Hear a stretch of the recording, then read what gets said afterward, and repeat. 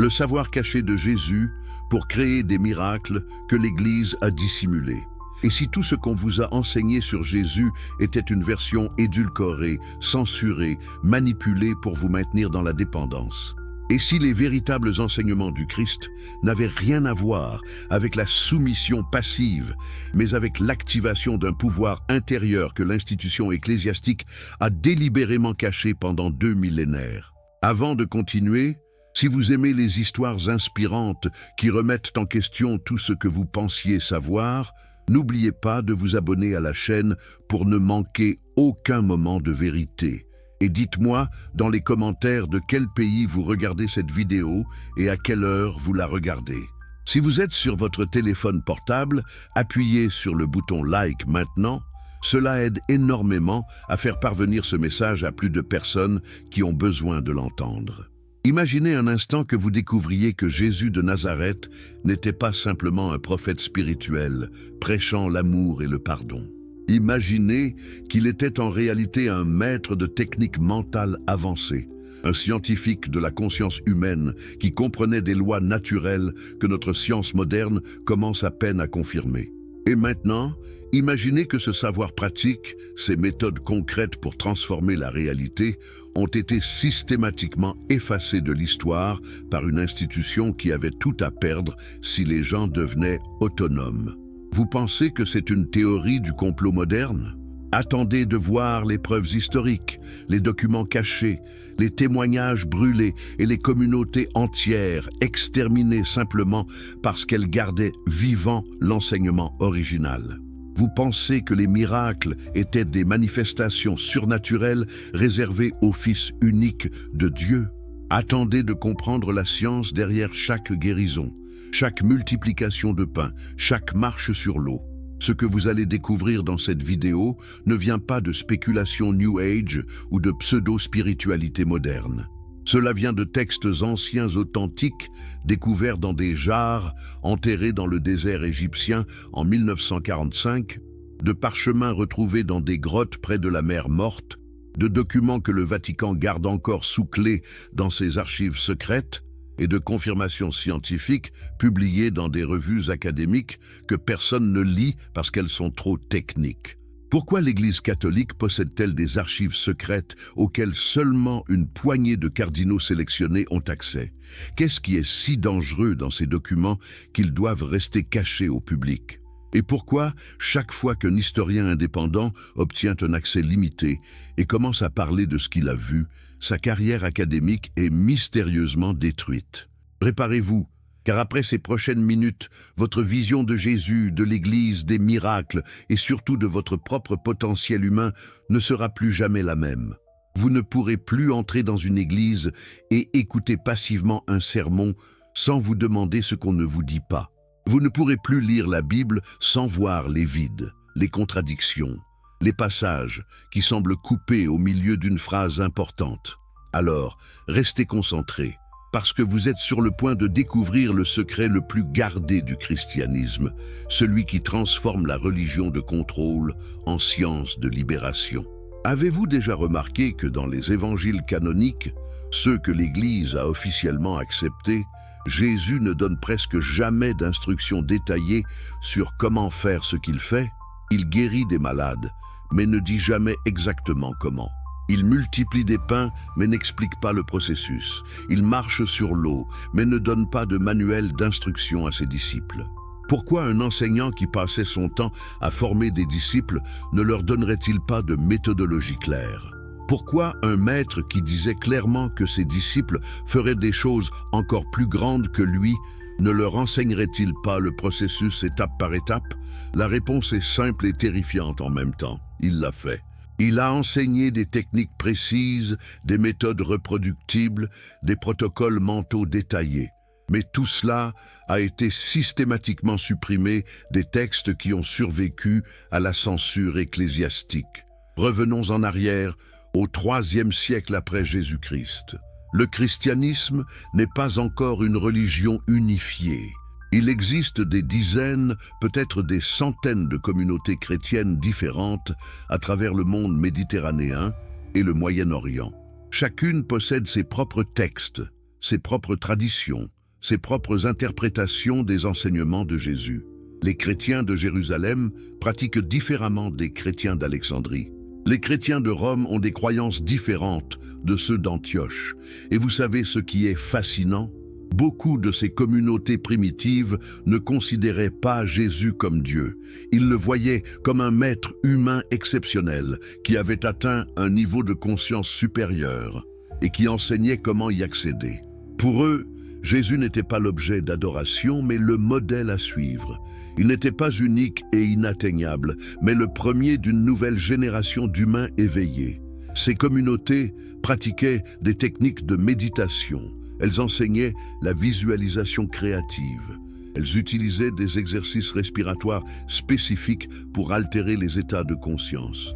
Elles travaillaient avec l'énergie vitale que les Chinois appellent Chi et les Indiens appellent Prana. Et elles obtenaient des résultats, des guérisons documentées, des manifestations matérielles vérifiables, des transformations de personnalité profondes et durables. Mais alors, qu'est-ce qui s'est passé? Comment sommes-nous passés de ces communautés pratiques et autonomes à une institution hiérarchique massive qui exige soumission et obéissance? La réponse commence en l'an 325 après Jésus-Christ, dans la ville de Nicée, en Asie mineure, actuelle Turquie. L'empereur romain Constantin, qui s'était récemment converti au christianisme pour des raisons plus politiques que spirituelles, convoqua tous les évêques chrétiens à un grand concile. Le but officiel? Unifier le christianisme et résoudre les disputes théologiques. Le but réel? Créer une religion d'État standardisée qui servirait les intérêts de l'Empire. Pensez-y un instant, Constantin n'était pas un théologien, il n'était pas un mystique, c'était un politicien et un général qui comprenait le pouvoir du contrôle idéologique. Il voyait dans le christianisme divisé une opportunité parfaite. Si on pouvait unifier toutes ces sectes différentes sous une seule doctrine, une seule hiérarchie, une seule autorité, on aurait l'outil de contrôle social le plus puissant jamais créé. Et c'est exactement ce qui s'est passé au concile de Nicée. Mais comment unifier des groupes qui avaient des croyances et des pratiques si différentes? La solution était brutale dans sa simplicité. On allait décider par vote quel texte était authentique et lequel était hérétique. On allait standardiser la doctrine par décret impérial, et tout ce qui ne se conformait pas à cette nouvelle orthodoxie serait non seulement rejeté, mais activement détruit. Vous imaginez la scène? Des centaines d'évêques rassemblés, tenant dans leurs mains des évangiles différents, des lettres d'apôtres, des enseignements transmis oralement pendant des générations. Et maintenant, un vote politique allait déterminer lequel de ces textes était la parole de Dieu et lequel était l'œuvre de Satan. N'est-ce pas absurde quand on y pense vraiment? La vérité divine déterminée par un vote majoritaire influencé par la pression impériale? Mais c'est exactement ce qui s'est passé. 4 évangiles ont été sélectionnés comme canoniques. Matthieu, Marc, Luc et Jean. Pourquoi ces 4-là spécifiquement? Pas parce qu'ils étaient les plus anciens, pas parce qu'ils étaient les plus authentiques historiquement, mais parce qu'ils présentaient Jésus d'une manière qui servait le modèle de contrôle que l'Église voulait établir. Ces 4 évangiles présentent Jésus comme le Fils unique de Dieu, totalement différent des humains ordinaires. Ils minimisent ou effacent complètement les instructions pratiques. Ils transforment les enseignements en paraboles mystérieuses, nécessitant une interprétation autoritaire. Ils créent la dépendance parfaite. Vous avez besoin de l'Église pour comprendre. Vous avez besoin des prêtres pour intercéder. Vous avez besoin des sacrements pour être sauvés. Mais qu'est-il arrivé aux autres évangiles? Il y avait l'évangile de Thomas, qui contenait 114 paroles directes de Jésus, la plupart complètement absentes des évangiles canoniques. Il y avait l'évangile de Marie-Madeleine, qui présentait Marie non comme une prostituée repentie, mais comme la disciple principale de Jésus qui comprenait ses enseignements mieux que Pierre. Il y avait l'évangile de Philippe qui expliquait les techniques de transformation intérieure en détail. Il y avait l'évangile des Égyptiens, l'évangile de Pierre, l'évangile de Judas, l'évangile de la vérité et des dizaines d'autres. Certains de ces textes étaient aussi anciens ou plus anciens que les évangiles canoniques. Certains avaient été écrits par des témoins directs ou des disciples de première génération. Mais leur crime, ils enseignaient l'autonomie spirituelle, ils révélaient les méthodes pratiques, ils présentaient Jésus comme un enseignant de transformation humaine plutôt qu'un Dieu à adorer. Et qu'a fait l'Église avec ces textes? Elle les a déclarés hérétiques. Elle a ordonné leur destruction. Posséder une copie de l'Évangile de Thomas devenait un crime punissable par la mort. Enseigner les techniques qu'il contenait était considéré comme sorcellerie. Et au cours des siècles suivants, presque toutes les copies ont été systématiquement brûlées. Presque toutes. Parce qu'en décembre 1945, un paysan égyptien nommé Mohamed Ali El-Saman creusait près de la ville de Nag Hammadi quand sa pioche a heurté quelque chose de dur. C'était une jarre en terre cuite scellée, enterrée depuis près de 16 siècles. Et à l'intérieur de cette jarre se trouvaient 13 codex en papyrus, contenant 52 textes, incluant des évangiles complets que l'Église pensait avoir réussi à effacer de l'histoire. Vous comprenez la signification de cette découverte? Pendant 1600 ans, l'Église avait contrôlé la narrative complètement. Elle avait décidé ce que les gens pouvaient lire sur Jésus, ce qu'ils pouvaient croire, ce qu'ils pouvaient pratiquer. Et maintenant, soudainement, les textes originaux réapparaissaient, montrant une version complètement différente du christianisme primitif. Quand ces textes ont été traduits et publiés, savez-vous quelle a été la réaction du Vatican? Pas la célébration de nouvelles connaissances historiques, pas l'enthousiasme pour une compréhension plus profonde. Non, ce fut le déni et l'attaque. Ces textes furent immédiatement déclarés gnostiques, un terme que l'Église avait transformé en insulte. Ils furent qualifiés de tardifs, même si les études au carbone 14 prouvaient qu'ils dataient du même période que les évangiles canoniques. Ils furent qualifiés de non-authentiques, même si leur style linguistique et leur contexte historique correspondaient parfaitement au 1er siècle. Pourquoi tant de résistance? Parce que ces textes menaçaient le modèle de contrôle entier. Prenez l'évangile de Thomas, par exemple. Dès les premières lignes, Jésus dit quelque chose que vous ne trouverez jamais dans les évangiles canoniques. Il dit que celui qui découvre le sens de ses paroles ne goûtera pas la mort. Pas celui qui croit passivement, pas celui qui obéit à l'autorité ecclésiastique, mais celui qui comprend activement et applique le savoir. Plus loin dans ce même évangile, Jésus dit quelque chose encore plus radical. Quand ses disciples lui demandent quand le royaume de Dieu viendra, il répond que ce n'est pas en observant le ciel qu'on le verra venir. Le royaume de Dieu est déjà étendu sur la terre, mais les hommes ne le voient pas. Vous comprenez ce qu'il dit? Le paradis n'est pas une destination future conditionnelle à l'obéissance religieuse. C'est un état de conscience accessible maintenant pour quiconque apprend à voir correctement. Et puis vient la déclaration la plus dangereuse de toutes, celle qui a probablement causé plus de censure que n'importe quelle autre. Jésus dit à ses disciples qu'il y a de la lumière à l'intérieur d'un homme de lumière et qu'elle illumine le monde entier. Si elle ne brille pas, c'est l'obscurité. Vous êtes la lumière du monde, pas Jésus exclusivement, vous. Chaque être humain porte cette même essence divine, ce même potentiel de transformation, cette même capacité de manifestation. Imaginez si cette idée avait été le fondement du christianisme officiel. Imaginez une église qui enseignait que chaque personne est potentiellement divine, que chaque être humain peut accéder au même pouvoir que Jésus a démontré, que le salut n'est pas une transaction avec une institution, mais une réalisation intérieure. Cette Église n'aurait aucun pouvoir de contrôle. Elle n'aurait aucun moyen de vendre des indulgences. Elle n'aurait aucune justification pour une hiérarchie d'intermédiaires entre l'humain et le divin. Et c'est exactement pourquoi cette version du christianisme devait être détruite. Mais la destruction ne s'est pas arrêtée au texte. Elle s'est étendue aux personnes. Parce que tant qu'il y avait des communautés qui gardaient vivant l'enseignement pratique original, le contrôle de l'Église restait incomplet.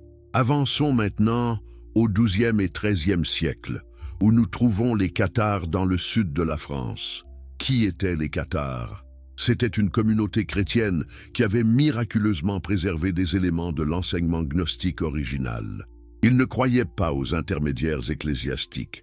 Ils pratiquaient des techniques de méditation et de purification intérieure. Ils vivaient simplement et enseignaient que chaque personne pouvait atteindre la perfection spirituelle sans l'aide d'une église institutionnelle.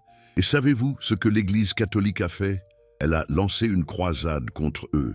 Pas contre des musulmans dans des terres lointaines, contre des chrétiens en Europe. La croisade des Albigeois a duré 20 ans et a tué des centaines de milliers de personnes. Des villes entières ont été massacrées.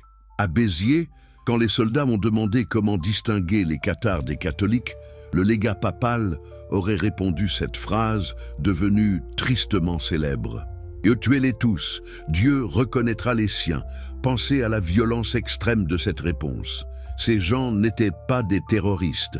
Ils ne représentaient aucune menace militaire. Leur seul crime était de pratiquer une forme de christianisme qui n'incluait pas la soumission au Vatican. Et pour cela, ils ont été systématiquement exterminés. Chaque homme, femme et enfant. Chaque texte brûlé.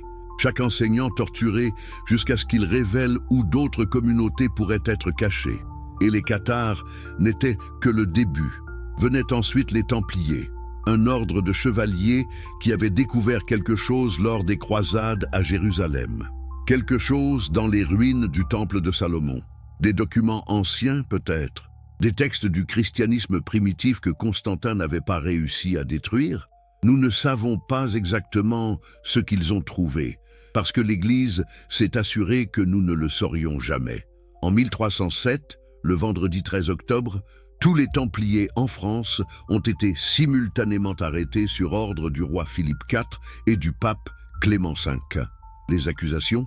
Hérésie, idolâtrie, pratiques occultes. La réalité? Ils possédaient quelque chose que l'Église ne pouvait pas tolérer. Leur grand maître, Jacques de Molay, a été torturé pendant des années pour révéler leurs secrets. Finalement, il a été brûlé vif sur un bûcher à Paris. Et avant de mourir, il a maudit le pape et le roi, disant qu'il le rejoindrait devant le tribunal de Dieu dans l'année. Étrangement, les deux sont morts dans les 12 mois suivants. Mais le génocide du savoir ne s'arrêtait pas là. L'Inquisition, établie officiellement en 1184, continuerait pendant des siècles à traquer et éliminer toute personne qui détenait une connaissance des enseignements originaux de Jésus. Combien de personnes ont été tuées? Les estimations varient de dizaines de milliers à plusieurs millions. Impossible à savoir exactement, parce que l'Église contrôlait les archives historiques.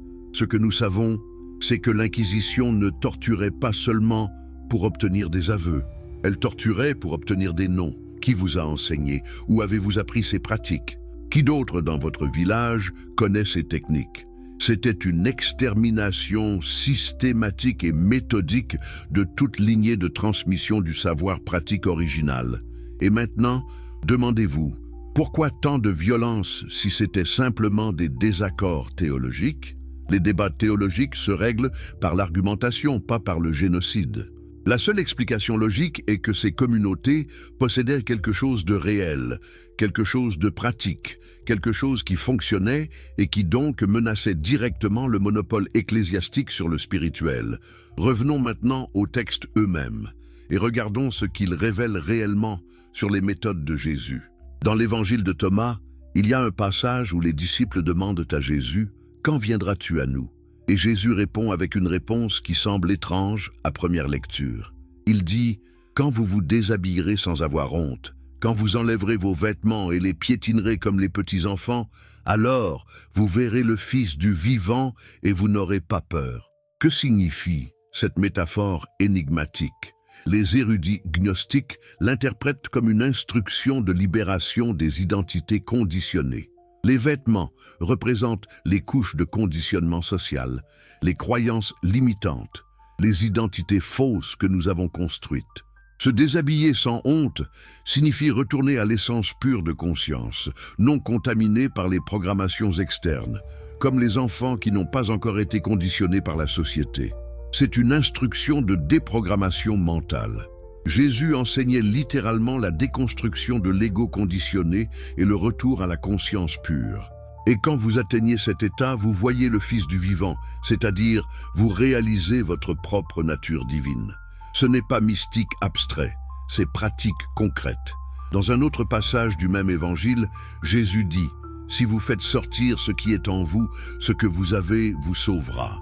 Si vous ne faites pas sortir ce qui est en vous, ce que vous n'avez pas vous tuera. » Qu'est-ce qui est en vous qui doit sortir? Le potentiel créatif latent, le pouvoir de manifestation endormi, la capacité de transformation qui attend d'être activée. Remarquez qu'il ne dit pas que Dieu vous sauvera si vous priez assez fort. Il ne dit pas que l'Église vous sauvera si vous obéissez au sacrement. Il dit que vous devez faire sortir ce qui est déjà à l'intérieur de vous. C'est une pédagogie de l'activation intérieure, pas de la dépendance externe. Et puis il y a cette déclaration absolument révolutionnaire dans l'évangile de Philippe. Ceux qui disent qu'ils mourront d'abord et ressusciteront ensuite se trompent. S'ils ne reçoivent pas d'abord la résurrection pendant qu'ils vivent, quand ils meurent, ils ne recevront rien. La résurrection n'est pas un événement futur après la mort physique. C'est une transformation de conscience accessible maintenant, dans cette vie, dans ce corps. Vous commencez à voir le pattern? Chaque texte supprimé, chaque enseignement censuré, chaque communauté exterminée avait le même message central. Le pouvoir est déjà en vous. La transformation est accessible maintenant. Vous n'avez pas besoin d'intermédiaires institutionnels. Et c'est précisément ce message que l'Église devait éliminer à tout prix. Mais les techniques spécifiques. Comment Jésus enseignait-il réellement la manifestation et la guérison? Heureusement, même dans les évangiles canoniques, si vous lisez attentivement, vous pouvez trouver des indices. Chaque fois que Jésus fait un miracle, remarquez ce qu'il fait d'abord. Il se retire dans un endroit tranquille. Pourquoi? Parce qu'il entre dans un état de conscience modifié à travers la méditation silencieuse. Ensuite, il établit un contact visuel ou physique avec la personne. Pourquoi? Parce qu'il crée une connexion énergétique directe. Puis il parle avec autorité et conviction absolue, pas comme une demande suppliante à un Dieu externe, mais comme un décret créatif, émergeant de la source elle-même. Sois guéri, lève-toi et marche. Tes péchés sont pardonnés. Et remarquez ce qu'il dit systématiquement après, ta foi t'a guéri. Pas ma divinité miraculeuse, pas mon pouvoir exclusif, mais ta foi, la croyance focalisée de la personne elle-même. Jésus activait le pouvoir de guérison déjà présent dans la personne en changeant leur état de croyance. C'est exactement ce que les études modernes sur l'effet placebo confirment. Quand vous changez profondément la croyance d'une personne sur sa condition, son corps répond avec des changements physiologiques mesurables, des tumeurs qui rétrécissent, des symptômes qui disparaissent, des guérisons qui défient toute explication pharmacologique. Le placebo n'est pas une illusion, c'est la preuve que la conscience focalisée influence directement la biologie. Mais Jésus allait plus loin que le simple placebo individuel. Dans l'évangile de Jean, il déclare « En vérité, je vous le dis, celui qui croit en moi fera aussi les œuvres que je fais, et il en fera de plus grandes, parce que je m'en vais vers le Père. » Vous entendez ce qu'il dit? Vous ferez les mêmes choses que moi, et même de plus grandes. Ce n'est pas la déclaration d'un Dieu unique jaloux de son pouvoir exclusif. C'est la déclaration d'un enseignant confident que ses étudiants dépasseront le Maître. Jésus promettait explicitement que ses disciples reproduiraient et surpasseraient ses résultats. Alors pourquoi l'Église enseigne-t-elle que les miracles de Jésus prouvent sa divinité unique plutôt que notre potentiel commun? Parce que si les miracles prouvent la divinité unique, vous devez adorer. Mais si les miracles démontrent des techniques enseignables, vous devez pratiquer. L'un vous rend dépendant d'une institution, l'autre vous rend autonome et libre. Et une population libre ne paie pas de dîmes obligatoires, n'achète pas d'indulgence, ne se soumet pas à une autorité qui prétend parler pour Dieu. Regardez maintenant ce qui s'est passé après Nicée dans les communautés qui ont refusé de se conformer. Les manichéens de Perse et d'Afrique du Nord enseignaient une forme de christianisme mélangé avec des éléments zoroastriens et bouddhistes. Ils pratiquaient la méditation, le végétarisme et enseignaient la réincarnation. Saint Augustin lui-même était manichéen, avant de se convertir au christianisme catholique. Et devinez ce qu'il a fait après sa conversion? Il a écrit des traités entiers, attaquant ses anciens frères et sœurs spirituels, aidant l'Église à justifier leur persécution. Les nestoriens ont fui vers l'Est, établissant des communautés en Perse, en Inde et même en Chine. Ils préservaient une christologie différente et des pratiques contemplatives avancées. L'Église les a déclarés hérétiques et a systématiquement détruit leur monastère chaque fois qu'elle en avait l'opportunité. Les Ariens croyaient que Jésus était un être créé par Dieu, extraordinaire mais pas coéternel avec le Père. Cette vue rendait Jésus plus accessible comme modèle humain de perfection. Devinez leur sort?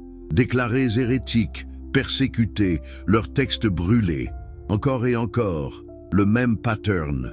Toute forme de christianisme qui présentait Jésus comme enseignant plutôt que comme Dieu unique, qui offrait des pratiques autonomes plutôt que la dépendance institutionnelle, qui promettait la transformation intérieure plutôt que le salut externe, était systématiquement éliminé. Et maintenant, parlons de Marie-Madeleine, peut-être la plus grande victime de la désinformation ecclésiastique. Dans les évangiles canoniques, elle est mentionnée brièvement comme une des disciples de Jésus, présente à la crucifixion et première témoin de la résurrection. Mais dans l'évangile qui porte son nom découvert à Nag Hammadi, une image complètement différente émerge. Marie n'est pas une prostituée repentie comme l'Église l'a présentée pendant des siècles sans aucune base biblique. Elle est la disciple principale, celle qui comprend les enseignements de Jésus plus profondément que Pierre. Il y a même un passage où Pierre se plaint jalousement. Pourquoi Jésus t'a-t-il parlé en privé et non à nous? Et Marie répond qu'elle partage ce qu'elle a reçu pour ceux qui veulent l'entendre. L'évangile de Marie décrit des techniques de méditation visionnaire, d'ascension à travers différents niveaux de conscience, de confrontation et de dissolution des forces intérieures qui limitent notre perception. C'est un manuel pratique de transformation intérieure. Et l'Église l'a supprimé en transformant son auteur en prostituée. Pourquoi cette attaque spécifique contre Marie-Madeleine? Parce qu'elle représentait une autorité féminine dans le christianisme primitif. Parce qu'elle était la gardienne d'enseignement que Pierre et la hiérarchie masculine voulaient contrôler. Parce qu'une Église dominée par des hommes ne pouvait pas tolérer qu'une femme soit présentée comme la disciple la plus avancée. La diabolisation de Marie-Madeleine servait un double objectif: supprimer les enseignements pratiques qu'elle transmettait et établir la domination masculine dans la structure ecclésiastique. Ce n'est qu'en 2016 que le Vatican a finalement élevé sa fête liturgique au même niveau que les apôtres masculins. 17 siècles de mensonges délibérés, corrigés par une note de bas de page. Vous êtes toujours là? Parfait. Parce que maintenant nous allons plonger dans la partie la plus explosive de cette histoire. Avant de continuer, si vous aimez découvrir des vérités historiques que personne n'ose raconter, abonnez-vous à la chaîne maintenant pour ne manquer aucune révélation. Et dites-moi dans les commentaires de quel pays vous regardez et à quelle heure il est chez vous en ce moment. Si vous êtes sur votre portable, appuyez sur ce bouton like, ça aide vraiment énormément à faire parvenir cette information à plus de personnes. Alors posons-nous la question la plus évidente. Pourquoi? Pourquoi une institution qui prétend servir Dieu aurait-elle besoin de cacher, brûler et tuer pour protéger certaines informations? Si les enseignements de l'Église étaient la vérité absolue, pourquoi aurait-elle peur de textes alternatifs? La vérité ne craint jamais la confrontation avec le mensonge. Seul le mensonge redoute la lumière de la vérité. La réponse devient cristalline quand on examine non pas la théologie, mais l'économie du contrôle religieux.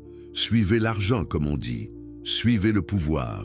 Et vous comprendrez pourquoi certains enseignements devaient disparaître à tout prix.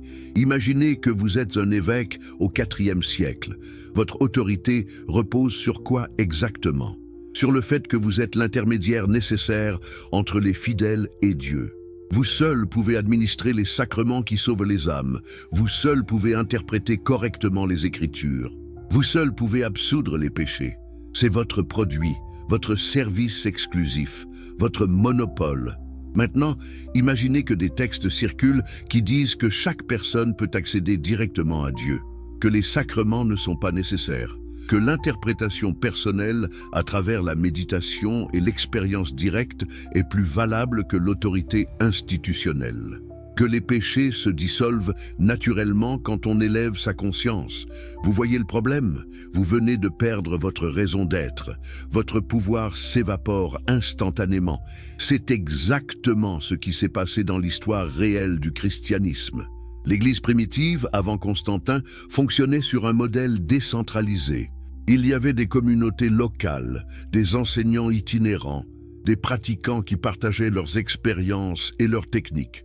Pas de Vatican, pas de pape, pas de hiérarchie complexe avec cardinaux, archevêques et toute la bureaucratie ecclésiastique. Ces premières communautés se réunissaient dans des maisons. Elles partageaient leurs biens en commun. Elles pratiquaient ensemble des exercices de méditation et de prière contemplative.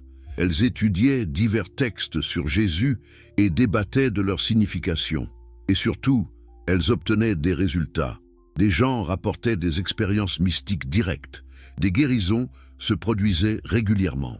Des transformations de personnalité étaient observables. Mais ce modèle décentralisé avait un problème du point de vue du contrôle. Il ne permettait pas la consolidation du pouvoir. Il ne générait pas de revenus centralisés. Il ne créait pas d'armée de fidèles obéissants à une autorité unique. Et quand Constantin a vu le potentiel politique du christianisme unifié, ce modèle décentralisé devait mourir. Le concile de Nicée n'était pas une conférence théologique académique. C'était une hostile takeover, une acquisition forcée dans le langage corporatif moderne. Constantin a utilisé son pouvoir impérial pour imposer une orthodoxie qui servait ses intérêts. Et les évêques présents, beaucoup sous pression politique et menaces voilées, ont voté selon ce qui assurait leur survie et leur avancement. Pensez à la psychologie de la situation. Vous êtes évêque d'une petite communauté. Vous arrivez à Nicée et vous voyez la puissance de l'Empire romain s'aligner avec une version spécifique du christianisme. Vous avez des textes que votre communauté a utilisés pendant des générations, mais maintenant on vous dit qu'ils sont hérétiques. Qu'allez-vous faire? Défendre vos textes et risquer la persécution? Vous conformer et obtenir la protection impériale et peut-être même un avancement dans la nouvelle hiérarchie? La plupart ont choisi la conformité. Et ceux qui ont résisté? L'histoire ne parle pas beaucoup d'eux parce qu'ils ont été effacés. Leurs noms ont été retirés des archives. Leurs communautés ont été dispersées. Leurs textes ont été confisqués et brûlés. C'est ce qu'on appelle en histoire le biais du survivant. Nous ne connaissons que la version qui a survécu parce qu'elle avait le pouvoir militaire pour éliminer toutes les alternatives. Mais revenons au modèle économique de l'Église qui émerge après Nicée. Comment maintient-on un empire ecclésiastique? Vous avez besoin de revenus constants. D'où viennent ces revenus? Des fidèles qui croient qu'ils ont besoin de vos services pour leur salut éternel. La doctrine du péché originel devient centrale. Vous êtes nés pécheurs, condamnés dès la naissance. Votre seul espoir est l'Église et ses sacrements. Le baptême efface le péché originel, mais vous continuez à pécher, donc vous avez besoin de la confession régulière. Et après la mort, même si vous avez été relativement bon, vous allez probablement au purgatoire pour être purifié, à moins que vous n'ayez acheté des indulgences de votre vivant. Attendez quoi? Acheter son chemin hors du purgatoire? Oui, c'était littéralement le système. Au Moyen-Âge, l'Église vendait des indulgences, des documents officiels, qui réduisaient votre temps en purgatoire ou celui de vos proches décédés. Payez suffisamment, et hop, directement au paradis. C'était tellement lucratif que ça a financé la construction de la basilique Saint-Pierre au Vatican. Et c'est cette pratique éhontée qui a finalement déclenché la réforme protestante. Martin Luther a affiché ses 95 thèses en 1517, dénonçant principalement la vente d'indulgences. Mais remarquez ce qui s'est passé. Même la réforme n'a pas ramené les enseignements pratiques originaux de Jésus. Elle a simplement créé une nouvelle forme de christianisme institutionnel avec ses propres mécanismes de contrôle. Pourquoi Luther n'a-t-il pas redécouvert les évangiles gnostiques et enseigné les techniques de manifestation que Jésus pratiquait? Parce que ces textes avaient été trop bien cachés ou détruits. Et parce que Luther lui-même était encore prisonnier du paradigme du péché et de la grâce divine externe. Il a rejeté les indulgences, mais a gardé la dépendance à l'autorité religieuse pour l'interprétation correcte. Maintenant, parlons de l'Inquisition plus en détail, parce que c'est là que la violence du contrôle ecclésiastique devient vraiment visible. L'Inquisition n'était pas simplement une chasse aux sorcières désorganisée. C'était un système judiciaire sophistiqué, une bureaucratie de la terreur avec des manuels de procédure, des tribunaux régionaux et des spécialistes de la torture. Le Malus Maleficarum, publié en 1487, était essentiellement un manuel d'instruction pour identifier, torturer et exécuter les hérétiques, particulièrement les femmes accusées de sorcellerie. Mais qu'est-ce qui constituait la sorcellerie exactement? Souvent, c'était simplement la connaissance des herbes médicinales, la pratique de techniques de guérison alternatives ou la possession de textes non approuvés par l'Église. Pensez aux guérisseuses des villages médiévaux. Ces femmes possédaient un savoir ancestral sur les plantes, les remèdes naturels, les techniques de massage et d'énergie. Elles aidaient aux accouchements, traitaient les maladies, soulageaient la douleur. Leur crime? Faire ce que Jésus faisait. Guérir les malades sans autorisation ecclésiastique. Et pour cela, des dizaines de milliers, peut-être des centaines de milliers de ces femmes ont été brûlées vives. La chasse aux sorcières n'était pas vraiment sur la sorcellerie, c'était sur le contrôle du savoir médical et thérapeutique. L'Église voulait le monopole non seulement du spirituel, mais aussi de la guérison physique. Les hôpitaux devaient être contrôlés par l'Église. Les médecins devaient être approuvés par l'Église. Toute pratique alternative était déclarée œuvre du diable. Et il y a quelque chose de profondément ironique dans tout ça. Jésus passait son temps à guérir les malades gratuitement, sans demander l'autorisation des autorités religieuses de son époque. Les pharisiens et les sadducéens le critiquaient constamment pour ça, surtout quand il guérissait le jour du sabbat. Et maintenant, l'institution qui prétend le représenter fait exactement ce que les pharisiens faisaient, persécutant ceux qui guérissent en dehors du système officiel. Mais revenons aux archives secrètes du Vatican, parce que c'est là que l'histoire devient vraiment fascinante. Ces archives existent vraiment. Elles contiennent des kilomètres de rayonnage avec des documents datant de plus d'un millénaire. Et jusqu'à très récemment, l'accès était strictement limité à quelques érudits sélectionnés qui devaient soumettre des demandes spécifiques pour voir des documents particuliers. Qu'est-ce qui est caché là-dedans? Nous ne le savons pas complètement, et c'est justement le problème. Mais les quelques historiens qui ont obtenu un accès partiel parlent de documents extraordinaires. Des correspondances entre les premiers papes et les empereurs romains négociant des accords politiques. Des rapports d'inquisiteurs détaillant les confessions obtenues sous torture, des inventaires de textes confisqués et supposément détruits, des lettres entre cardinaux discutant de décisions doctrinales prises pour des raisons purement politiques. En 2019, le pape François a partiellement ouvert les archives concernant le pontificat de Pie XII pendant la Seconde Guerre mondiale. Pourquoi seulement maintenant? Qu'essayait-on de cacher pendant toutes ces décennies? Les documents révélés montrent une collaboration complexe et troublante entre le Vatican et les régimes fascistes. Mais c'est juste une petite fraction des archives totales. Imaginez ce qui pourrait être révélé si les archives étaient complètement ouvertes aux historiens indépendants. Des preuves documentaires de la suppression consciente des enseignements originaux, des admissions écrites que certaines doctrines ont été inventées pour le contrôle politique, des copies d'évangiles supposément détruits.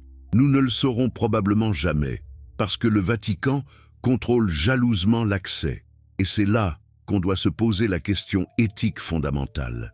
Si l'Église détient des informations historiques sur Jésus et le christianisme primitif, n'a-t-elle pas l'obligation morale de les rendre publics?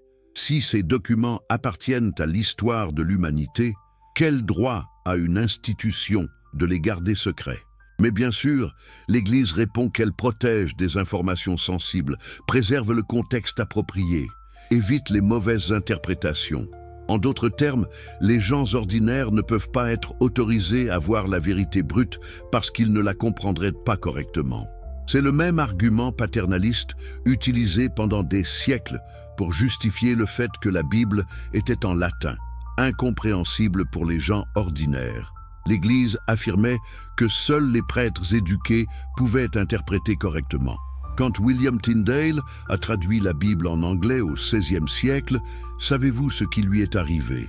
Il a été étranglé et brûlé pour hérésie en 1136. Son crime? Permettre aux gens ordinaires de lire la parole de Dieu dans leur propre langue. Maintenant, avançons dans notre histoire et regardons ce qui s'est passé avec les disciples directs de Jésus. Les Actes des Apôtres, même dans leur version canonique censurée, montrent quelque chose de remarquable. Ces hommes ordinaires, des pécheurs sans éducation formelle, commencent soudainement à accomplir les mêmes actes que Jésus. Pierre guérit un homme boiteux aux portes du temple. Paul ressuscite un jeune homme tombé d'une fenêtre. Étienne, avant d'être lapidé, voit les cieux ouverts et fait preuve d'un courage surhumain. Les disciples chassent des démons, parlent en langue, ont des visions prophétiques. Comment des gens ordinaires développent-ils soudainement ces capacités? L'explication traditionnelle de l'Église est que l'Esprit Saint leur a été donné à la Pentecôte et leur a conféré des pouvoirs miraculeux. Mais cette explication soulève plus de questions qu'elle n'en résout. Si c'est purement un don gratuit de Dieu, pourquoi Jésus a-t-il passé 3 ans à les former? Pourquoi leur a-t-il donné des instructions spécifiques? Pourquoi leur a-t-il dit qu'ils devaient attendre à Jérusalem jusqu'à ce qu'ils soient revêtus de la puissance d'en haut? La réponse logique est que Jésus leur a enseigné des techniques spécifiques qui nécessitaient une préparation. La Pentecôte n'était pas une zappe magique de pouvoir divin. C'était le moment où les disciples, après avoir pratiqué les exercices enseignés par Jésus et après avoir atteint un certain état de conscience collective à travers la méditation et la prière intensive, ont eu une expérience d'éveil massif. Regardez la description de la Pentecôte. Un bruit comme un vent violent. Des langues de feu sur leur tête. La capacité soudaine de parler en langue. En termes modernes de neurosciences et de psychologie, cela ressemble beaucoup à une expérience de Kundalini, un éveil énergétique massif documenté dans les traditions yogiques. Le feu n'est pas littéral, c'est l'activation d'énergie montant le long de la colonne vertébrale. Le vent est la respiration pranayama, altérant les états de conscience. Les langues sont la glossolalie, un phénomène d'état modifié de conscience bien connu. En d'autres termes, Jésus leur avait enseigné des pratiques yogiques et méditatives. Et à la Pentecôte, elles ont finalement porté leurs fruits collectivement. Ce n'était pas surnaturel. C'était le résultat prévisible d'une pratique intensive de techniques de transformation de conscience. Et regardez ce qui se passe ensuite dans les actes. Les disciples ne se contentent pas d'accomplir des miracles aléatoires. Ils créent des communautés où ces pratiques sont enseignées et transmises. À Jérusalem, les premiers chrétiens persévéraient dans l'enseignement des apôtres, dans la communion fraternelle, dans la fraction du pain et dans les prières. Ce n'était pas une église de spectateurs passifs écoutant un sermon. C'était une école pratique où les techniques étaient transmises. Les actes disent que tous ceux qui croyaient étaient ensemble et avaient tout en commun. Pourquoi ce communisme primitif? Parce que quand vous élevez votre conscience au-delà de l'ego, l'attachement possessif aux biens matériels se dissout naturellement. Ce n'était pas une doctrine économique imposée, c'était le résultat organique de la transformation intérieure. Et remarquez quelque chose de crucial, les miracles ne se produisaient pas seulement avec les 12 apôtres originaux. Étienne, qui n'était qu'un diacre choisi pour servir aux tables, faisait des prodiges et de grands miracles parmi le peuple. Philippe, également diacre, va en Samarie, et les foules tout entières étaient attentives à ce que disait Philippe, car elles entendaient et voyaient les miracles qu'il faisait. Cela prouve que les capacités n'étaient pas limitées à un groupe exclusif qui avait connu Jésus personnellement. Elles se transmettaient, s'enseignaient, se reproduisaient dans les générations suivantes. C'était une technologie spirituelle, pas un don arbitraire à quelques élus. Maintenant, regardons Paul, peut-être le cas le plus intéressant. Paul n'a jamais rencontré Jésus de son vivant. Pourtant, il devient l'un des apôtres les plus puissants. Comment? À travers une expérience mystique directe sur le chemin de Damas. Une lumière l'aveugle, il entend une voix, il tombe en transe pendant 3 jours. L'Église présente ça comme une intervention miraculeuse de Jésus ressuscité. Mais si on examine avec un œil neutre, cela ressemble exactement aux expériences d'éveil spontanées documentées dans toutes les traditions mystiques. Une surcharge d'énergie Kundalini, une expérience de mort de l'ego, une restructuration complète de l'identité et de la vision du monde. Et qu'est-ce que Paul fait après? Il ne va pas immédiatement voir les autres apôtres. Il se retire en Arabie pendant 3 ans. Pourquoi? Pour intégrer son expérience, pratiquer intensivement, maîtriser les techniques qu'il a intuitivement comprises pendant son éveil. C'est seulement après cette période de pratique intensive qu'il commence son ministère public. Et regardez comment Paul parle dans ses lettres. Il utilise constamment le langage de la transformation de conscience. Ne vous conformez pas au monde présent, mais soyez transformés par le renouvellement de votre intelligence. Ce n'est pas une métaphore pieuse, c'est une instruction neuroplastique directe. Changez littéralement vos patterns de pensée pour changer votre réalité. Paul parle de l'homme intérieur qui se renouvelle de jour en jour, pendant que l'homme extérieur se détruit. Il décrit être ravi jusqu'au 3e ciel, dans des expériences extatiques. Il parle de mourir chaque jour, référence claire à la dissolution quotidienne de l'ego à travers la pratique méditative. Il mentionne le mystère caché de tout temps et dans tous les âges, suggérant un enseignement ésotérique distinct de la prédication publique. Mais voici ce qui est fascinant. Dans ses lettres originales en grec, Paul utilise certains termes techniques qui suggèrent une familiarité avec les traditions mystérieuses grecques et même avec le bouddhisme. Le mot « kénosis » qu'il utilise dans Philippiens 2 pour décrire comment le Christ s'est vidé lui-même est exactement le terme utilisé dans les pratiques contemplatives pour décrire la vacuité de l'ego. Alors est-il possible que Paul ait eu connaissance d'autres traditions de transformation de conscience? Absolument. Tarse, sa ville natale, était un centre cosmopolite où convergeaient les traditions grecques, romaines, juives et orientales. Les routes commerciales de la soie passaient par là, apportant des idées bouddhistes et hindoues. Paul était éduqué, multilingue, exposé à de multiples systèmes de pensée. Et voici quelque chose que peu de gens réalisent. Il y avait probablement des liens directs entre le bouddhisme et le christianisme primitif. Les historiens ont documenté la présence de missionnaires bouddhistes en Alexandrie dès le IIIe siècle avant Jésus-Christ. La communauté des thérapeutes près d'Alexandrie, décrite par Philon, pratiquait des formes de méditation et d'ascèse remarquablement similaires aux pratiques bouddhistes. Jésus lui-même a disparu des récits entre l'âge de 12 et 30 ans. Où était-il pendant ces 18 années? La tradition dit qu'il travaillait comme charpentier à Nazareth. Mais c'est un argument du silence, une absence d'information présentée comme un fait. Plusieurs traditions ésotériques suggèrent qu'il a voyagé vers l'Est, étudiant avec des maîtres en Inde et peut-être même au Tibet. Y a-t-il des preuves solides? Pas de documents incontestables, mais des indices fascinants. Des textes tibétains mentionnent un saint Issa qui est venu d'Israël, a étudié dans les monastères et est retourné prêcher dans son pays natal. Des similarités frappantes existent entre certains enseignements de Jésus et ceux du Bouddha. La règle d'or, l'amour compassionnel, la non-résistance au mal, la mort de l'ego, toutes ces idées centrales existent dans les 2 traditions. Et la forme de méditation que Jésus pratiquait, se retirant sur les montagnes, passant des nuits entières en prière silencieuse, ressemble beaucoup plus aux pratiques contemplatives orientales qu'aux prières verbales juives traditionnelles. Il est tout à fait plausible que Jésus ait synthétisé le monothéisme juif avec les techniques yogiques et méditatives orientales pour créer une voie puissante de transformation accessible aux gens de son contexte culturel. Mais bien sûr, l'Église ne pouvait jamais admettre cela. Jésus devait être présenté comme complètement unique, sans influence externe, recevant ses enseignements directement de Dieu seul. Admettre qu'il avait étudié avec d'autres maîtres aurait humanisé sa trajectoire et suggéré que d'autres pourraient suivre un chemin similaire. Maintenant, parlons des premiers siècles après les apôtres. Comment les communautés qui ont gardé les enseignements pratiques ont-elles survécu malgré la persécution?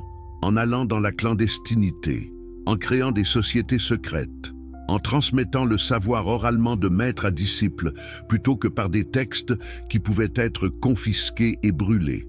Les Esséniens, la communauté de Qumran qui a produit les manuscrits de la mer morte, pratiquaient une forme de judaïsme mystique avec des rituels d'initiation, des bains rituels pour la purification et des enseignements secrets transmis seulement aux membres avancés.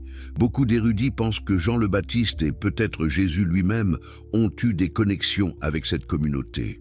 Quand les Romains ont détruit Qumran en 68 après Jésus-Christ, les Esséniens ont caché leurs textes les plus précieux dans des jarres dans les grottes environnantes. Ils savaient que la persécution arrivait. Ils ont préservé leur savoir pour les générations futures. Et en 1947, près de 2000 ans plus tard, un berger bédouin cherchant une chèvre perdue a jeté une pierre dans une grotte et entendu le bruit de poterie qui se brise. Les manuscrits de la mer morte venaient d'être redécouverts. Ces manuscrits contiennent des textes bibliques, des commentaires et surtout des manuels de discipline décrivant les pratiques de la communauté. Purification rituelle, méditation communautaire, repas sacramentel, interprétation mystique des Écritures. C'était une école pratique de transformation spirituelle, pas une religion de croyance passive. Et devinez quelle a été la réaction du Vatican quand ces manuscrits ont commencé à être traduits et publiés, panique et contrôle. L'équipe de traduction originale était dominée par des érudits catholiques qui contrôlaient strictement l'accès aux manuscrits et le rythme de publication. Certains manuscrits, jugés trop controversés, n'ont été publiés que des décennies après leur découverte. Pourquoi ce retard si ce ne sont que des documents historiques innocents? Parce qu'ils montrent que le judaïsme mystique du 1er siècle, dont le christianisme est issu, était bien plus diversifié et ésotérique que l'histoire officielle ne l'admet. Ils montrent des pratiques et des croyances qui ressemblent plus aux traditions gnostiques hérétiques qu'au judaïsme rabbinique ou au christianisme orthodoxe. Ils suggèrent que Jésus s'inscrivait dans une tradition mystique juive bien établie plutôt que d'être une rupture complète et unique. Maintenant, revenons à notre question centrale. Si ces techniques fonctionnaient vraiment, si les disciples de Jésus obtenaient vraiment des résultats tangibles, pourquoi ne voyons-nous plus ces choses aujourd'hui? Où sont les miracles? Où sont les guérisons? Où sont les transformations radicales de conscience? La réponse inconfortable est qu'ils existent toujours, mais en dehors du christianisme institutionnel. Les guérisons spontanées continuent à se produire et sont documentées médicalement comme des rémissions inexpliquées. Les expériences mystiques profondes sont rapportées régulièrement par des méditants sérieux dans toutes les traditions. Les transformations de personnalité se produisent dans les retraites intensives de méditation vipassana, les ashrams yogiques et même dans les sessions de thérapie psychédélique moderne. Le pouvoir n'a pas disparu. Il a simplement migré vers d'autres contextes parce que l'Église a tué sa propre tradition pratique. En déclarant que les miracles étaient limités à l'ère apostolique, en interdisant les pratiques méditatives comme suspectes, en focalisant entièrement sur la croyance doctrinale plutôt que sur l'expérience directe, l'Église a coupé ses propres racines. Il y a eu quelques exceptions. Les mystiques chrétiens médiévaux comme Maître Eckhart, Hildegarde de Bingen, Jean de la Croix et Thérèse d'Avila ont maintenu vivante une tradition de pratiques contemplatives et d'expériences directes. Mais remarquez qu'ils ont tous été suspects par l'Église de leur vivant. Maître Eckhart a été accusé d'hérésie. Jeanne d'Arc, qui avait des visions et entendait des voix, a été brûlée vive. Même Thérèse d'Avila a été interrogée par l'Inquisition. L'Église tolérait ces mystiques seulement s'ils restaient dans les limites acceptables, ne remettaient pas en question l'autorité ecclésiastique et présentèrent leurs expériences comme des grâces exceptionnelles, plutôt que comme des résultats de techniques reproductibles. Le moment où un mystique commençait à enseigner des méthodes pratiques accessibles à tous, il devenait dangereux et devait être neutralisé. Mais voici la bonne nouvelle. Nous vivons maintenant à une époque où le contrôle de l'information est devenu impossible. Internet a démocratisé l'accès au savoir. Les textes de Nag Hammadi sont disponibles gratuitement en ligne. Les techniques de méditation bouddhiste et yogique sont enseignées ouvertement. La neuroscience valide les effets de ces pratiques sur le cerveau et le corps. Le génie est sorti de la bouteille et ne peut plus y être remis. Vous pouvez maintenant apprendre les techniques que Jésus enseignait probablement à ses disciples sans permission d'aucune institution religieuse. Vous pouvez expérimenter directement et vérifier par vous-même si ça fonctionne. Vous n'avez pas besoin de croire quoi que ce soit. Vous pouvez tester empiriquement comme vous testeriez n'importe quelle hypothèse scientifique. Commençons par le plus fondamental. Jésus insistait constamment sur la foi. Mais qu'est-ce que la foi vraiment? L'Église la définit comme croyance, en des doctrines sans preuve. Mais dans les enseignements originaux, la foi est quelque chose de complètement différent. C'est la conviction inébranlable dans la réalité de ce que vous visualisez, au point que votre subconscient l'accepte comme déjà accompli. Jésus disait que si vous avez la foi comme un grain de moutarde, vous pouvez dire à une montagne de se jeter dans la mer et elle le fera. Est-ce littéral? Probablement pas. C'est une hyperbole pour illustrer le principe. Mais le principe lui-même est réel et testable. Quand vous alignez complètement votre conscience sur un résultat désiré, sans aucun doute contradictoire, votre comportement change subtilement de 1000 façons. Vous remarquez des opportunités que vous auriez manquées. Vous prenez des actions que vous auriez évitées. Vous attirez des synchronicités qui semblent miraculeuses, mais qui sont simplement le résultat de votre attention focalisée. C'est exactement ce que la science moderne appelle le système d'activation réticulaire ascendant. Votre cerveau filtre la majorité des stimuli sensoriels et ne fait attention qu'à ce qui est pertinent pour vos objectifs et croyances actuelles. Changez vos croyances et vous changez littéralement ce que vous percevez dans la réalité. Ce n'est pas magique, c'est neurologique. Alors, comment cultivez-vous cette foi pratique? Jésus donnait des instructions claires. Priez comme si vous aviez déjà reçu. Pas « S'il te plaît Dieu, donne-moi », mais « Merci Père parce que j'ai reçu ». Sentez la gratitude de la manifestation accomplie. Visualisez le résultat avec tous vos sens. Répétez quotidiennement jusqu'à ce que ça devienne votre réalité intérieure par défaut. C'est exactement ce que font les athlètes olympiques avec l'entraînement de visualisation. Ils courent mentalement leur course parfaite 100 fois avant la compétition réelle.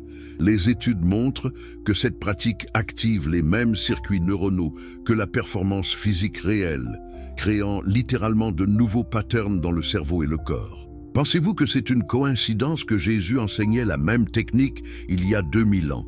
Ou est-ce que la science moderne redécouvre simplement des principes universels de fonctionnement de la conscience humaine que les maîtres anciens connaissaient intuitivement? Alors voici votre défi pratique si vous voulez tester ces enseignements. Choisissez quelque chose de spécifique que vous voulez manifester. Pas trop gros pour commencer. Quelque chose crédible pour votre système de croyance actuel. Peut-être une opportunité professionnelle, une amélioration de santé mineure, une relation que vous voulez améliorer. Maintenant, tous les matins pendant 10 minutes, asseyez-vous en silence. Fermez les yeux. Visualisez ce résultat comme s'il était déjà accompli. Voyez les détails, entendez les sons, sentez les émotions de gratitude et de joie.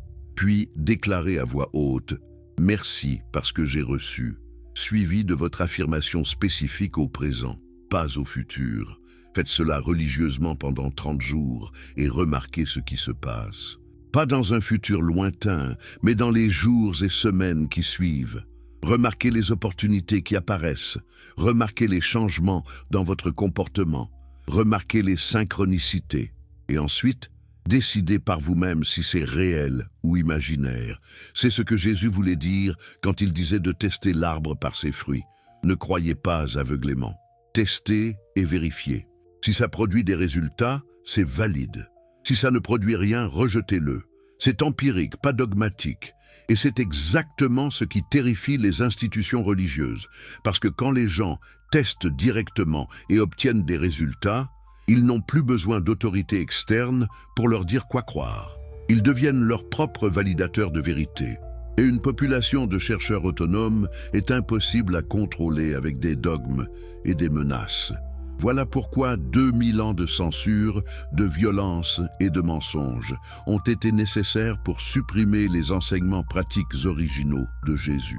Parce que ces enseignements libèrent, et la liberté est l'ennemi mortel du contrôle institutionnel. Vous comprenez maintenant pourquoi cette information est si dangereuse pour le statu quo, pourquoi elle devait être cachée à tout prix, et pourquoi vous devez la partager le plus largement possible. Vous êtes encore là? C'est incroyable, parce que maintenant nous arrivons à la partie la plus explosive de toute cette histoire. Si vous appréciez ces révélations qui changent complètement votre perspective sur le christianisme, abonnez-vous immédiatement à cette chaîne pour ne rien manquer des prochaines vérités. Dites-moi dans les commentaires de quel pays vous nous regardez et quelle heure il est en ce moment chez vous. Et si vous êtes sur votre téléphone, appuyez sur ce bouton like maintenant, ça fait vraiment toute la différence pour diffuser ce message à ceux qui en ont besoin. Alors, posons-nous la question la plus importante de toutes. Si ces techniques fonctionnaient vraiment dans le passé, si les disciples de Jésus obtenaient des résultats tangibles et reproductibles, qu'est-ce qui se passe quand des gens modernes les redécouvrent et les appliquent? Existe-t-il des preuves contemporaines que ces méthodes produisent encore des transformations aujourd'hui? La réponse va vous choquer. Parce que ces techniques n'ont jamais cessé de fonctionner.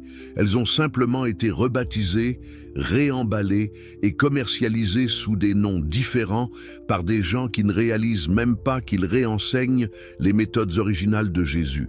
Prenez le docteur Joe Dispenza, par exemple. Ce neuroscientifique a documenté des centaines de cas de personnes guérissant de maladies graves, parfois considérées incurables par la médecine conventionnelle.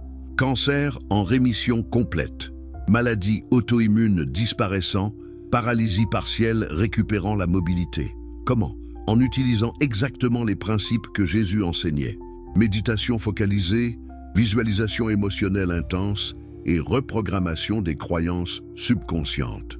Dispenza ne se présente pas comme enseignant du christianisme. Il parle de neurosciences, de biologie quantique, d'épigénétique. Mais quand vous examinez ces protocoles en détail, c'est fascinant. Ces étudiants passent des heures en méditation profonde, visualisant leur corps parfaitement guéri, ressentant l'émotion de la gratitude comme si la guérison était déjà accomplie. Ils répètent des affirmations puissantes.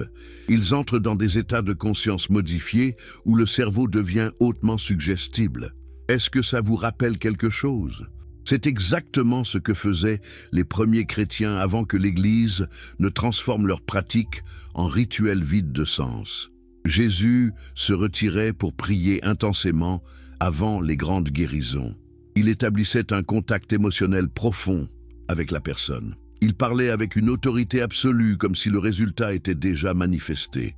Et ensuite il disait « Ta foi t'a guéri ». Dispenza a scanné les cerveaux de ses étudiants pendant ses méditations. Les résultats sont extraordinaires. Les patterns d'ondes cérébrales changent radicalement. L'activité du cortex préfrontal, responsable de la pensée analytique et du doute, diminue. L'activité du système limbique, siège des émotions et de la mémoire, augmente. Et surtout, il y a une cohérence massive entre différentes régions du cerveau, créant un état d'unité de conscience. Dans cet état, quelque chose de remarquable se produit. Le système immunitaire se renforce mesurablement. L'expression génétique change, activant des gènes de guérison et désactivant des gènes inflammatoires. Les neurotransmetteurs associés au bien-être et à la régénération inondent le système. Ce n'est pas placebo psychologique. Ce sont des changements biologiques, objectifs, mesurables en laboratoire. Et maintenant, demandez-vous, si Jésus comprenait ces principes il y a 2000 ans, avant l'invention des scanners cérébraux et des tests génétiques, n'était-il pas incroyablement avancé? Et si l'Église avait préservé et enseigné ces méthodes au lieu de les supprimer, combien de souffrances auraient pu être évitées au cours des siècles? Mais Dispenza n'est pas le seul. Regardez le travail de l'Institut HeartMath. Ces chercheurs ont découvert que le cœur génère un champ électromagnétique mesurable qui s'étend à plusieurs mètres autour du corps. Et ce chant change en fonction de votre état émotionnel. La cohérence cardiaque, un état d'harmonie entre le rythme cardiaque, la respiration et les ondes cérébrales, peut être cultivé intentionnellement. Quand vous êtes en cohérence cardiaque, votre champ électromagnétique s'harmonise et s'amplifie. Et voici ce qui est fascinant. Ce champ peut influencer les personnes autour de vous. Les études montrent que quand une personne entre en cohérence, les rythmes cardiaques des personnes à proximité commencent à se synchroniser. C'est mesurable, reproductible, scientifiquement validé. Maintenant, pensez à Jésus imposant les mains sur les malades. Pensez à l'énergie qu'il transmettait. Pensez aux foules qui voulaient simplement toucher le bord de son vêtement. L'Église appelle ça miracle divin. La science l'appelle transfert de cohérence électromagnétique. Mais c'est le même phénomène décrit dans des langages différents. Les praticiens de Reiki, de Qigong thérapeutique, de guérison pranique, tous travaillent avec ce même principe de transfert énergétique. Certains sont plus efficaces que d'autres, selon leur niveau de pratique et de maîtrise. Mais le principe fondamental est identique à ce que Jésus faisait. Et maintenant, nous avons les instruments pour le mesurer objectivement. Alors pourquoi l'Église n'enseigne-t-elle pas ces techniques aujourd'hui ? Pourquoi n'y a-t-il pas de cours dans les séminaires sur comment cultiver la cohérence cardiaque pour guérir les malades? Pourquoi les prêtres ne sont-ils pas formés aux techniques de méditation profonde que Jésus pratiquait? Parce que reconnaître ces techniques impliquerait admettre qu'elles ont été supprimées pendant des siècles. Cela impliquerait reconnaître que d'autres traditions, comme le bouddhisme et l'hindouisme, ont préservé des pratiques similaires que le christianisme a perdues. Cela impliquerait abandonner la narration du miracle exclusif réservé à Dieu seul.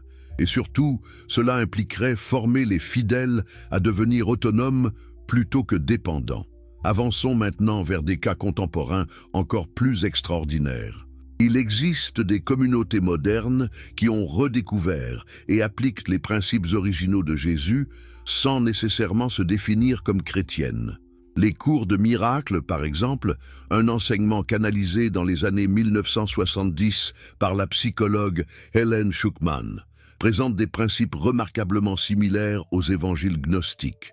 Le pardon radical, la dissolution de l'ego, la réalisation que la réalité est créée par la perception, l'amour inconditionnel comme voie de transformation. Ce ne sont pas des concepts nouveaux. Ce sont des reformulations des enseignements originaux de Jésus que l'Église a édulcorés ou supprimés. Et des millions de personnes à travers le monde pratiquent ces principes et rapportent des transformations profondes de leur vie. Ou regardez le mouvement de la loi de l'attraction qui a explosé avec le livre et le film Le Secret. L'idée centrale, vos pensées créent votre réalité, ce que vous focalisez se manifeste. La gratitude et la visualisation sont des outils puissants de création. Exactement ce que Jésus enseignait quand il disait « Tout ce que vous demanderez en priant, croyez que vous l'avez reçu, et vous le verrez s'accomplir. » La différence ? Jésus l'enseignait dans un contexte spirituel avec une profondeur philosophique. Le mouvement moderne le présente souvent de manière superficielle et matérialiste, mais le principe sous-jacent est identique. Et malgré la commercialisation excessive et les promesses exagérées, le fait demeure. Des millions de gens appliquent ces principes et obtiennent des résultats suffisamment tangibles pour continuer la pratique. Maintenant, parlons des cas documentés les plus extraordinaires de guérison qui défient toute explication conventionnelle. Il y a le cas d'Anita Moorjani, une femme qui était en phase terminale de cancer lymphatique avec des tumeurs de la taille d'œuf partout dans son corps. Les médecins lui donnaient quelques heures à vivre. Elle est entrée dans le coma et a eu une expérience de mort imminente profonde. Pendant cette expérience, elle a réalisé que sa maladie était le résultat de peurs et de croyances limitantes accumulées pendant des années. Elle a eu une compréhension profonde que l'amour et la conscience sont la vraie nature de la réalité. Et elle a pris la décision de revenir dans son corps avec cette nouvelle compréhension. Quand elle est sortie du coma quelques jours plus tard, ses tumeurs commençaient déjà à rétrécir. En 5 semaines, elle était complètement libre de cancer. Les médecins n'avaient aucune explication médicale. Est-ce un miracle de Dieu? Ou est-ce la démonstration du pouvoir de transformation de la conscience que Jésus enseignait? Anita elle-même dit que c'était un changement complet de perception et de croyance qui a transformé sa biologie. C'est exactement ce que Jésus disait. Ta foi t'a guéri. La croyance profonde change la réalité physique. Il y a des milliers de cas similaires documentés dans la littérature médicale sous le terme de rémission spontanée. Les oncologues les connaissent, mais ne peuvent pas les expliquer dans le paradigme matérialiste conventionnel.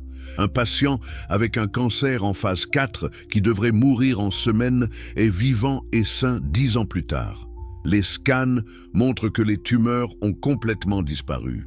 Aucun traitement médical ne peut expliquer ce résultat. Quand les chercheurs interrogent ces survivants, ils trouvent un pattern commun.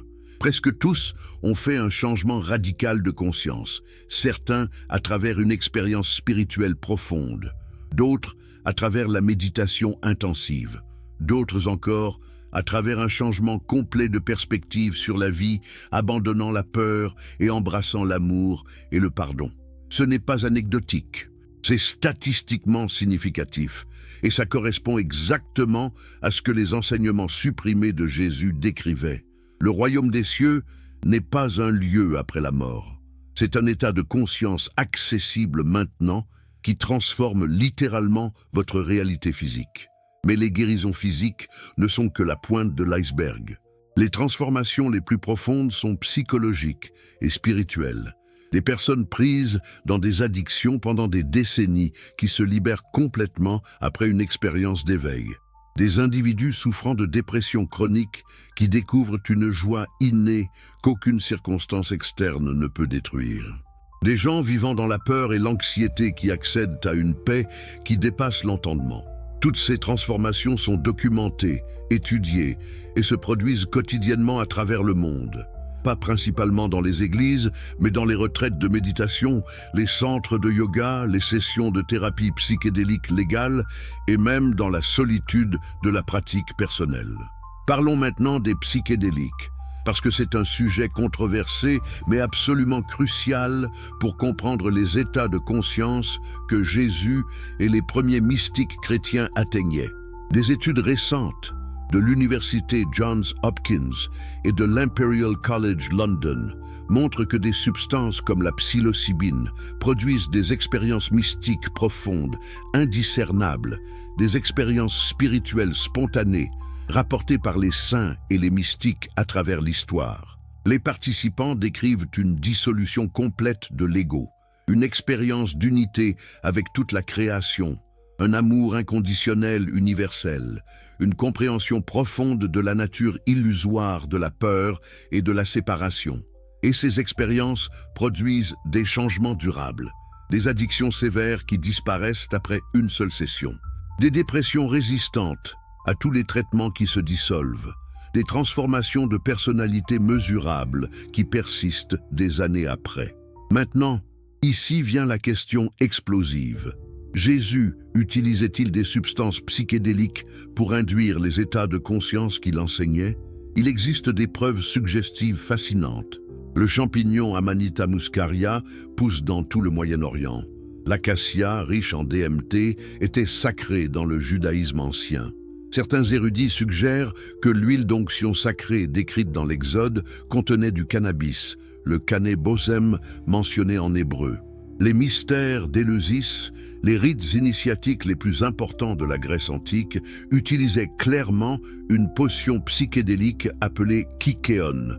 Des millions de Grecs pendant plus de 2000 ans ont participé à ces mystères et ont rapporté des expériences de mort de l'ego et de renaissance spirituelle. Platon, Aristote, Sophocle, tous les grands penseurs grecs étaient initiés. Est-il plausible que les communautés chrétiennes primitives, qui existaient dans le même monde culturel, aient eu accès à des pratiques similaires? Absolument. L'Eucharistie, le repas sacré du pain et du vin, pourrait très bien avoir été à l'origine une cérémonie d'ingestion de substances sacrées qui induisait des expériences mystiques directes. Plus tard, quand l'Église a institutionnalisé et voulu contrôler, elle a gardé le rituel mais a enlevé les ingrédients actifs, transformant une expérience transformatrice en symbole vide. Il y a même des fresques chrétiennes primitives qui montrent des champignons de manière proéminente. La fresque de Plaincourau, en France du XIIIe siècle, montre clairement Adam et Ève avec un arbre qui ressemble remarquablement à un champignon Amanita muscaria géant. L'arbre de la connaissance du bien et du mal était-il métaphorique pour une substance qui ouvre la conscience? Bien sûr, l'Église moderne nie véhément tout cela, mais considérez la logique. Si les expériences mystiques les plus profondes peuvent être induites par des substances naturelles, cela démocratise complètement l'accès au divin. Vous n'avez plus besoin d'années d'ascèse, d'ordination ecclésiastique ou de grâce arbitraire de Dieu. N'importe qui avec accès à la bonne substance et le bon contexte peut avoir une expérience directe du sacré. C'est terrifiant pour une institution basée sur le contrôle de l'accès au divin. Alors toutes les substances qui altèrent la conscience ont été diabolisées, interdites, et leurs utilisateurs persécutés comme sorciers et hérétiques. Mais la réalité têtue demeure. Ces substances produisent des expériences indiscernables de celles décrites par les plus grands mystiques chrétiens. Maintenant, parlons de manifestations matérielles, parce que les guérisons et les transformations de conscience sont impressionnantes. Mais qu'en est-il des autres types de miracles? La multiplication des pains, la marche sur l'eau, le changement de l'eau en vin, toutes ces histoires ont-elles des équivalents modernes? La manifestation matérielle est plus controversée et moins documentée scientifiquement que la guérison. Mais il existe des rapports fascinants. Des yogis indiens qui ont été observés produisant des objets de nulle part, un phénomène appelé apport. Sai Baba, un gourou indien du XXe siècle, était célèbre pour matérialiser de la cendre sacrée de ses mains vides, observée par des millions de personnes, incluant des scientifiques sceptiques. Est-ce authentique ou prestidigitation? Difficile à dire avec certitude. Mais ce qui est indéniable, c'est que des millions de personnes pratiquant la manifestation intentionnelle rapportent des synchronicités extraordinaires. L'argent exact dont ils ont besoin apparaissant à travers des sources inattendues, des opportunités professionnelles se présentant au moment parfait, des relations spécifiques se manifestant après une visualisation intensive. Encore une fois, les sceptiques diront que c'est coïncidence ou biais de confirmation. Mais quand les mêmes patterns se répètent chez des millions de personnes à travers des cultures différentes, à un certain point, il faut considérer qu'il y a peut-être un principe réel à l'œuvre. La physique quantique suggère que la conscience joue un rôle dans l'effondrement de la fonction d'onde, transformant les possibilités quantiques en réalité manifestée. Si c'est vrai au niveau subatomique, pourquoi ne le serait-ce pas à l'échelle macroscopique? Peut-être que nous n'avons simplement pas encore développé les instruments assez sensibles pour mesurer comment l'intention focalisée influence la probabilité d'événements à grande échelle. Ce que nous savons avec certitude, c'est que votre état de conscience affecte ce que vous percevez, comment vous vous comportez, et donc les résultats que vous obtenez. C'est le niveau minimal d'explication sans invoquer quoi que ce soit de mystique. Mais même à ce niveau minimal, c'est puissant. Changez votre conscience et vous changez littéralement votre vie. Parlons maintenant des transformations collectives, parce que les enseignements de Jésus n'étaient pas seulement pour les individus. Il parlait du royaume de Dieu se manifestant sur terre, d'une transformation collective de l'humanité. Voyons-nous des signes de cela aujourd'hui? Il y a un mouvement global de réveil de conscience qui se produit en dehors des structures religieuses traditionnelles. Des millions de personnes se désidentifient des dogmes de leur religion d'origine, mais ne deviennent pas athées matérialistes. Au contraire, elles explorent directement la nature de la conscience à travers la méditation, les pratiques contemplatives et les expériences directes. Ce mouvement n'a pas de leader central, pas d'organisation hiérarchique, pas de doctrine unifiée. C'est décentralisé, organique et se propage à travers Internet et le bouche à oreille. Les gens partagent leurs expériences, leurs techniques, leurs découvertes. C'est exactement comme les premières communautés chrétiennes avant la consolidation institutionnelle. Et regardez ce qui se passe. Des cours de méditation sont offerts dans les écoles. Des techniques de pleine conscience sont enseignées dans les hôpitaux. des pratiques yogiques sont pratiquées dans les gymnases. La science de la conscience est devenue un champ académique légitime, avec des départements dans les universités prestigieuses. Le génie est sorti de la bouteille. Le savoir qui était supprimé pendant des siècles est maintenant accessible à quiconque a un smartphone et une connexion Internet. Vous pouvez télécharger des textes gnostiques gratuitement. Vous pouvez apprendre des techniques de méditation bouddhiste sur YouTube. Vous pouvez rejoindre des communautés en ligne de pratiquants partageant leurs expériences et leurs résultats. C'est une révolution silencieuse, mais profonde. Et les institutions religieuses traditionnelles le sentent. Les églises se vident en Occident. Les jeunes générations rejettent les dogmes qu'on leur a enseignés.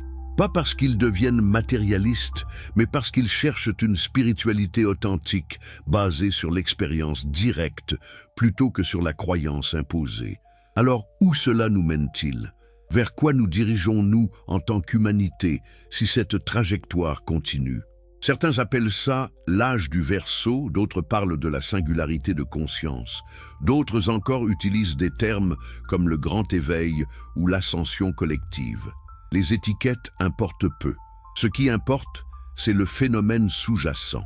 De plus en plus de personnes découvrent qu'elles ne sont pas juste des corps physiques avec une conscience émergente du cerveau, mais de la conscience elle-même s'identifiant temporairement avec une forme physique.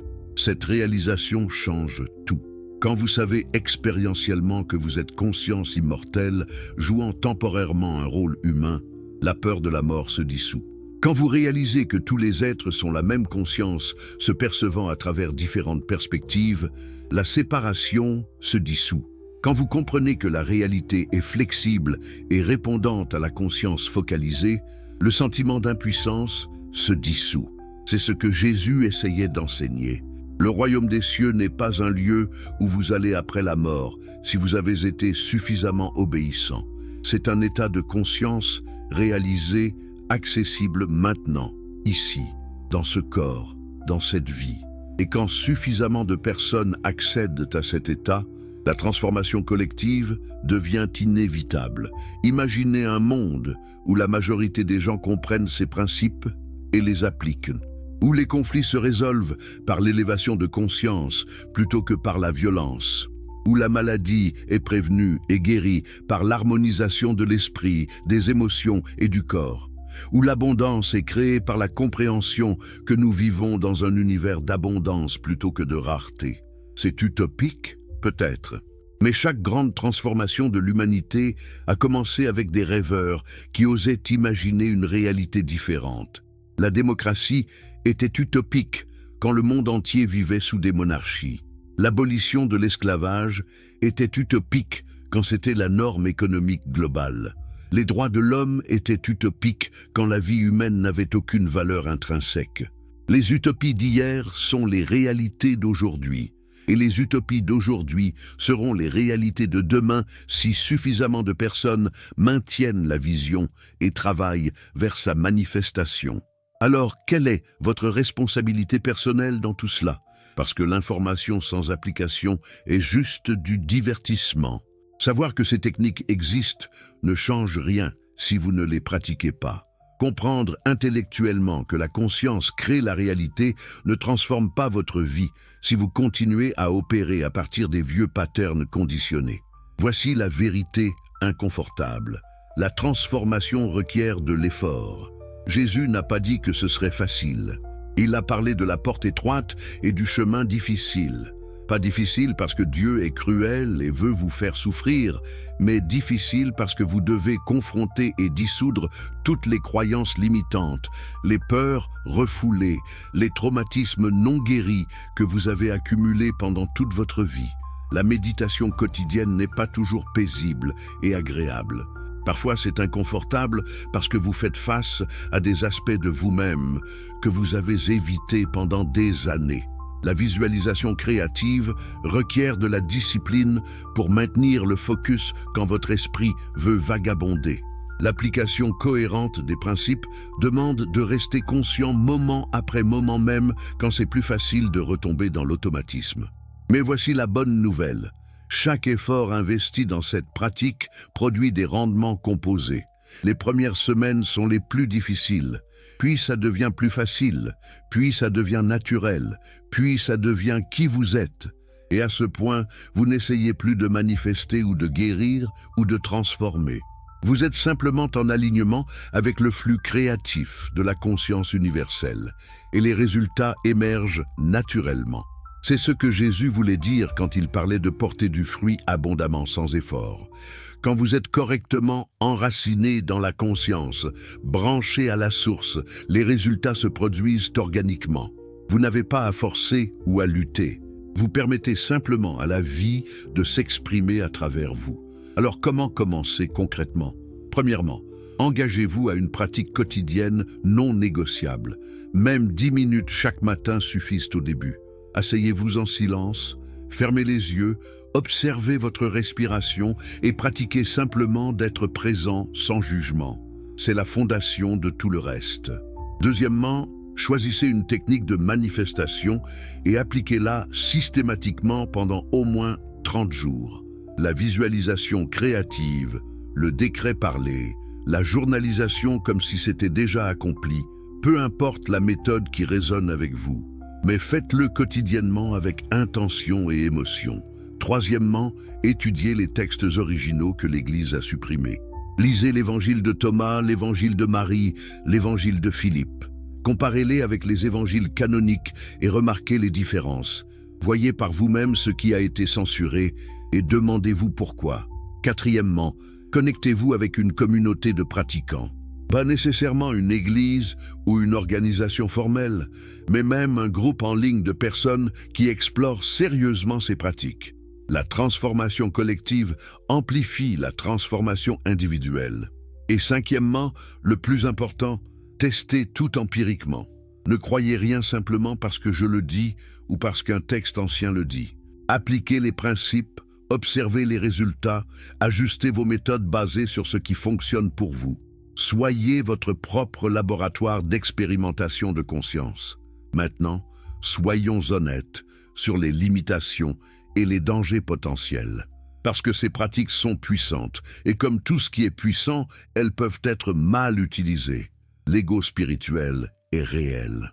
Vous pouvez commencer à pratiquer la manifestation et l'utiliser pour renforcer votre ego plutôt que pour le transcender. Vous pouvez devenir arrogant, pensant que vous êtes spirituellement supérieur aux autres. Jésus a mis en garde contre cela constamment. Les pharisiens de son époque étaient techniquement très religieux, suivant toutes les lois et les rituels méticuleusement. Mais ils avaient manqué l'essentiel. Leur pratique était devenue une source de fierté égoïque plutôt qu'un chemin vers l'humilité et l'amour. La véritable transformation spirituelle se reconnaît non pas par les expériences extraordinaires ou les manifestations impressionnantes, mais par la qualité de votre présence et de vos relations. Êtes-vous devenu plus patient, plus compatissant, plus présent? Êtes-vous moins réactif, moins jugmental, moins défensif? Traitez-vous les autres avec plus de gentillesse et de respect? Si votre pratique spirituelle vous rend plus égocentrique, plus critique des autres, plus attaché à votre identité spirituelle, alors vous avez dévié du chemin. La vraie spiritualité dissout l'ego, elle ne le gonfle pas. Elle crée plus d'amour, pas plus de séparation.